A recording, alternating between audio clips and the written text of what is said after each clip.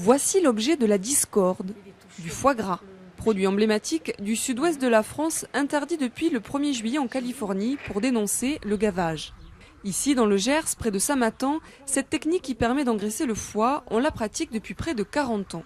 Et cette productrice est catégorique, l'animal ne souffre pas. C'était l'oiseau migrateur, il migrait pour migrer, il gavait, il s'engraissait déjà de lui-même. Et on ne veut pas du tout qu'il souffre, le canard. Non, il ne faut pas que le canard souffre. Un canard qui souffre ne fera pas de foie gras. Chaque année sont produites en France près de 19 000 tonnes de foie gras. Seules 3 000 tonnes partiront à l'exportation. Pour les producteurs, donc pas d'inquiétude économique, mais la crainte que cette interdiction se généralise. La Californie, les États-Unis ne nous gênent pas aujourd'hui. Culturellement, on sait qu'ils sont différents de nous et que, comme les Anglais le sont, puisqu'il y a quelques années, on avait battu aussi le fer contre les Anglais, il ne faudrait pas que beaucoup d'États, beaucoup de pays extra-européens interdisent effectivement la consommation ou la production de foie gras.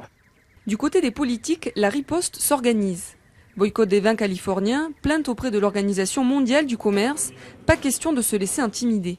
C'est une mesure politique.